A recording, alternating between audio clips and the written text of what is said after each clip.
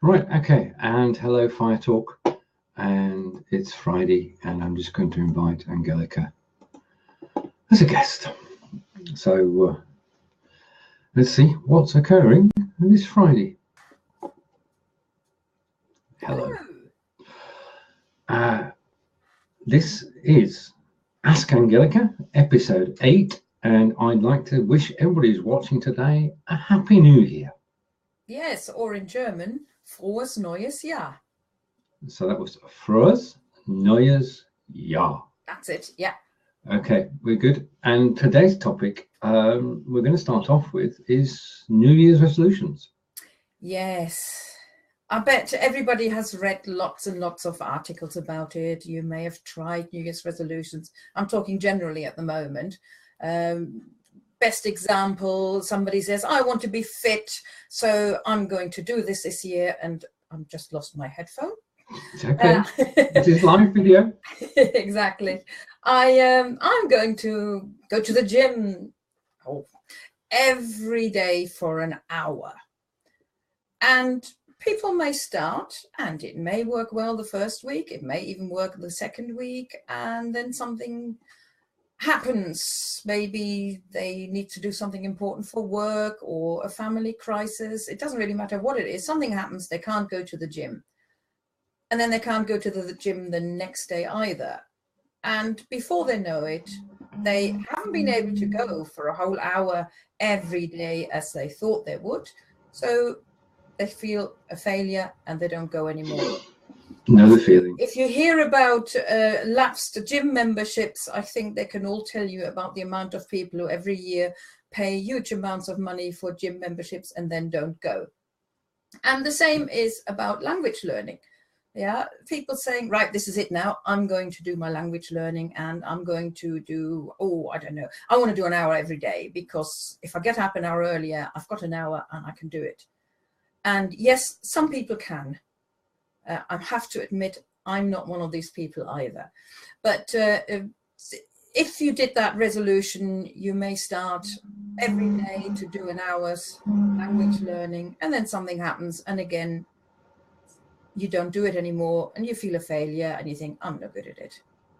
So how can you change it? Well, yeah. Yeah, how can you change it? I mean, how can you make progress? Well, most people probably already have their regular language lessons, whether that is weekly or monthly or whatever they've arranged in a class or with a tutor. Other people who are learning on their own, it isn't too difficult to schedule one session a week, whether that is an hour or half an hour, and that's not too bad. But the best way to learn a language is if you do a little bit every day. And I've been a failure just as much as everybody else. I remember many years ago, I attended some evening classes, French evening classes, and I thought, right, well, I know how to do this better because I'm the teacher. I normally am the teacher, and I'm going to do every day 10 minutes of French or even more, and I will be up to date and get everything done. And I still remember the French classes were on a Wednesday evening at 7 o'clock, and at 6 o'clock, while I was having my tea, panic caught up with me because I'd forgotten to do my homework. Yeah. Because life got in the way and I'd just forgotten. And I think there are so many people who will be able to relate to that. I can.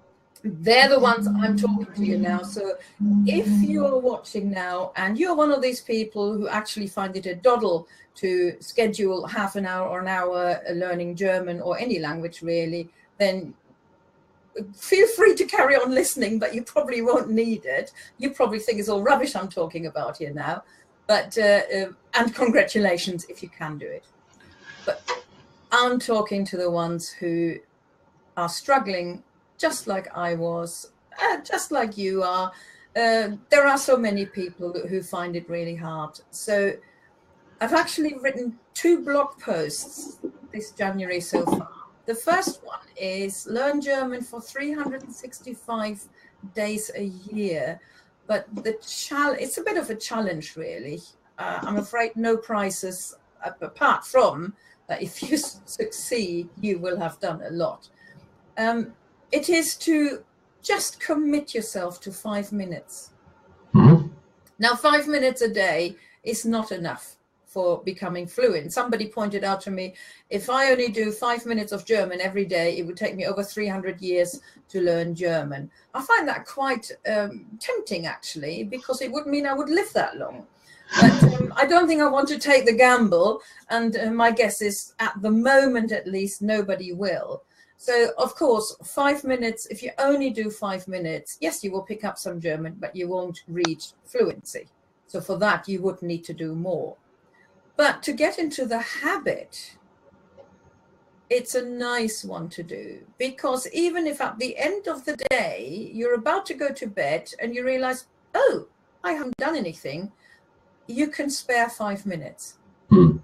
At other times of the day, you'll probably find once you get into doing whichever activity you want to do, you probably do more than 5 minutes anyway. What sort of things can you do in those 5 minutes? Oh, as an example. That's my second blog post. What can I do? What can you do when you only have 5 minutes spare? One idea is you can watch a video. Now, the slight problem here may be that it will take you longer than 5 minutes to find one. So it may be a good idea if you, for example, on YouTube, get yourself a playlist with videos that you find interesting. I for example, I've got a playlist on YouTube with videos with Peppa Pig. Now, Peppa Pig may not be your ideal video to watch, but they're all very short ones. And you can just pick one that you haven't seen yet, just make the playlist and ignore it. And then when you want to watch a video, you could watch one of those. And there are several ways of what you could do. You could just sit there and just enjoy it. Just watch a video. It doesn't have to be Peppa Pig. It can be anything you like. If you're interested in whatever topic you're interested in, if you Google that or search for that on YouTube and find German programs about whatever the topic is, and then just sit there and enjoy it and enjoy everything you understood. And if it was too difficult for your level of German, then put it on the back burner and come back to it another time. Or you could, if you want to spend a bit more time, you could try and find out what those words were that you didn't understand. You could also go to sites like, well, the one I know of now is Yabla, where the videos actually come with exercises. Right. Just to go back to the YouTube videos just for a moment. Yeah. What if you were to switch captions on, you'd be able to see the text as well, wouldn't you? You should be, but I have to say, it's probably because I don't need the caption. But on the German videos, I've never tried it.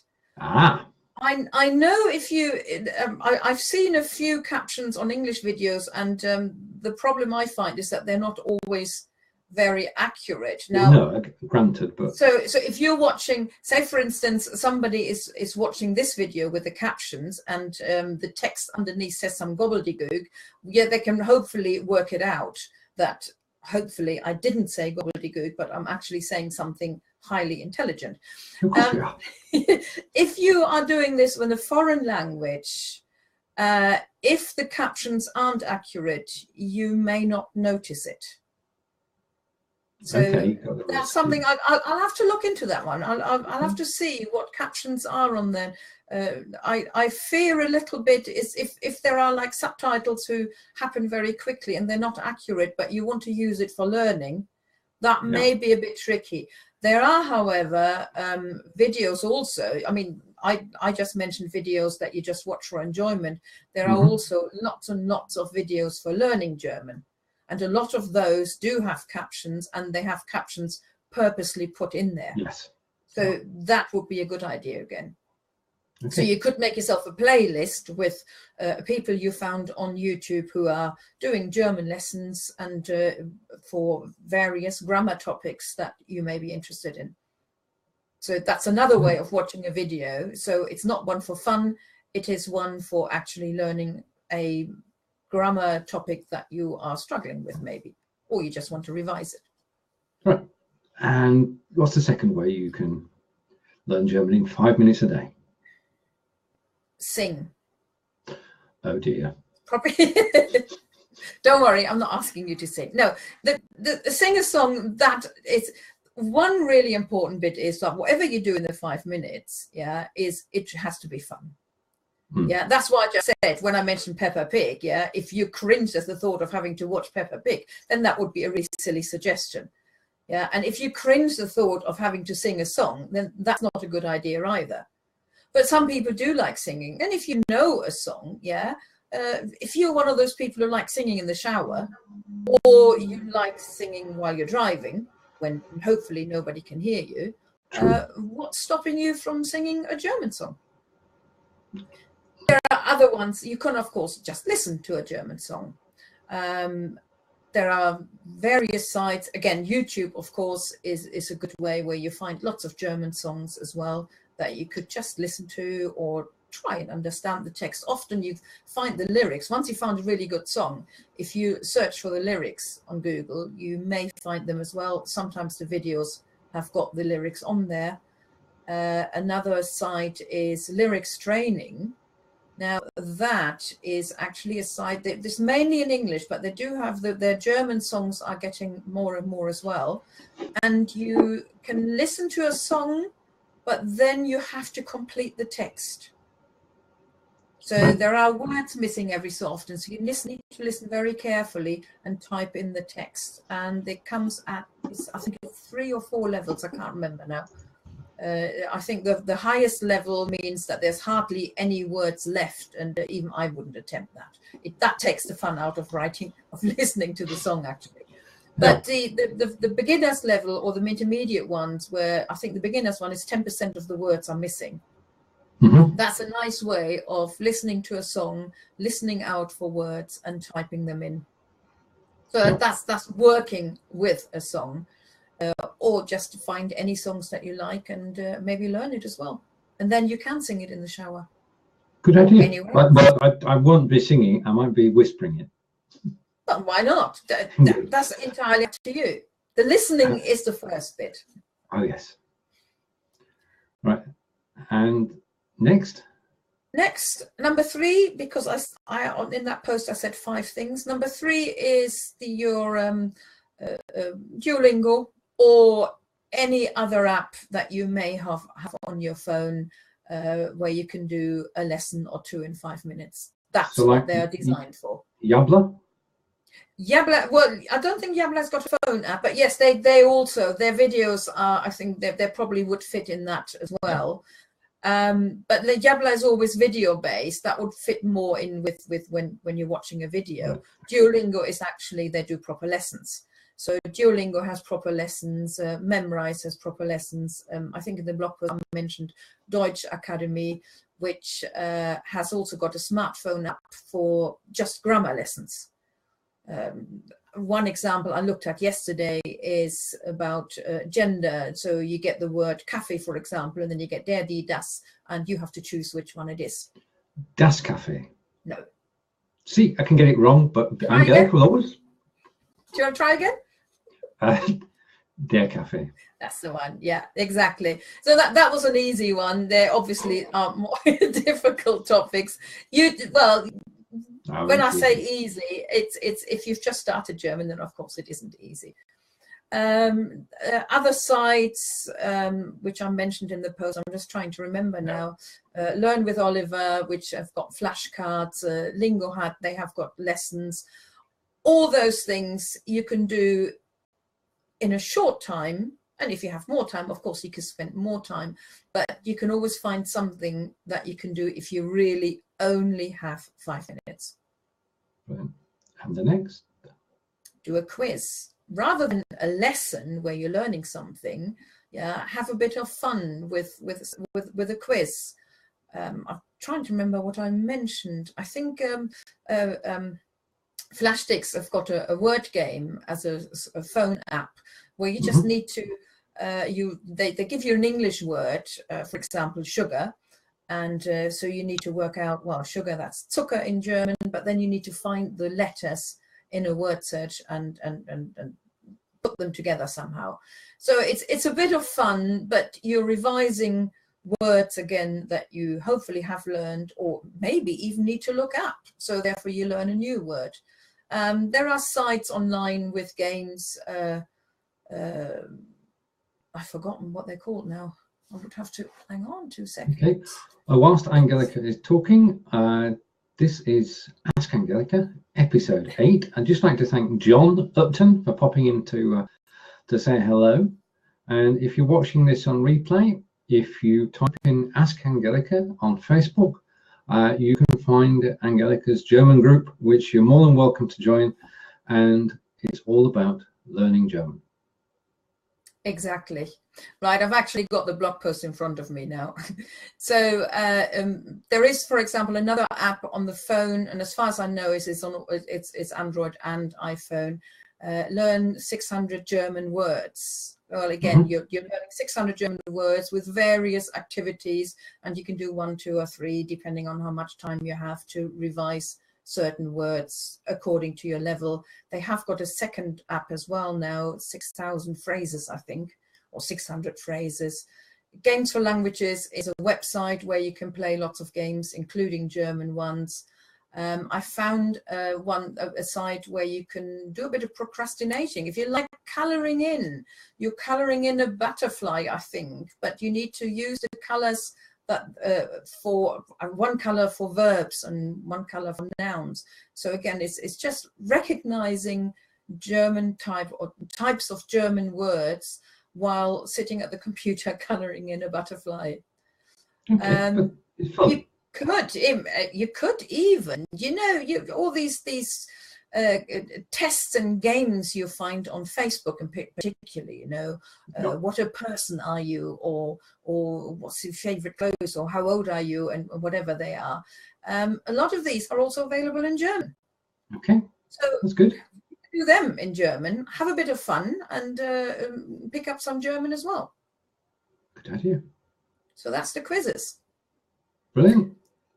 And the last one, read a text, and any German text really. Again, you could find online a text of a topic that you're interested in. So maybe you're interested in football and you're interested in German football, so that you find some websites where they're talking about football, and see if you can just read that text. Again, you can do that just purely for enjoyment. You may even have some German magazines or some German papers. The only text I wouldn't recommend really is your textbook, if you have one. You probably do them in the lesson anyway, and that's probably more than enough. So find some real text. Yeah. Well, I did. I've got a copy of Pompeii on my Kindle by Robert Harris, and it's in German. And I'm slowly, and emphasis on slowly, working my way through that, reading the text.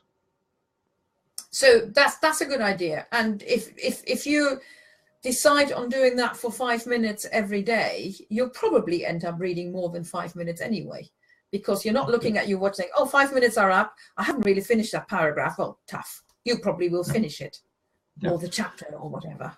And also on there, I've got books by famous authors as well, which have been translated into German, and I'm busy translating them back into English again. So 1 or 2 thrillers on there. Yeah, good idea. Or try and find some children's books. They're not always necessarily easier because they're often in the imperfect tense, but there are some nice ones as well. And if you mentioned Kindle, if you have a Kindle, the German Kindle, if you go onto Amazon.de and search for free Kindle books, you won't be able to get them from Amazon.de because unless you live in Germany, Amazon will tell you no, Kindle books are not available in your country. But if in the URL, if you change the DE to your URL, so either .com or .co.uk, if the book is available for free as well, it will come up then. So therefore, you can get some free Kindle books, and you don't even spend any money.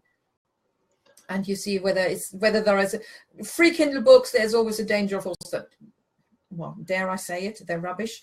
Well, not necessarily. I mean, they would have to either be out of copyright or on one of the free Kindle offers, wouldn't they? Absolutely. So you may end up with a really good. I've picked up some good Kindle books in English and also in German. for free, and it's a good way to practice your German as well. Wonderful. So there Okay. you have it. Lots of ideas that you can do in 5 minutes, which hopefully will turn into more than 5 minutes. But if they don't, at least you've done something every day. Indeed. And good ideas. And just all you have to do is just do it. So you can either accept the challenge. If you want help with writing down your progress, then you've got a diary, haven't you? Yes, I do. And it's undated, so don't feel like, oh no, but I should have started the 1st of January. You can actually start any time of the year. So if you find Angelika on Amazon, you'll find the diary. So that's Angelika Davey in the search bar on Amazon, and you'll find that book, and you might find a few other books as well. This has been episode 8 of Ask Angelika. Would you like to close? Yeah, okay. So if you want to join the challenge as well, I will be very happy if you tell me about it, but you don't have to. If you just want to do it on your own anyway, have a think about how you can do it, or check my blog post on my website for lots of other ideas. And apart from that, I can only say happy German learning this year. I'll try. Happy German learning this year. That was a bit silly, wasn't it? Angelika of Ask Angelika on Facebook, and myself, Stephen Healy, and we look forward to seeing you again in 2 weeks' time. Thank you for watching, and bye from me. And tschüss von mir.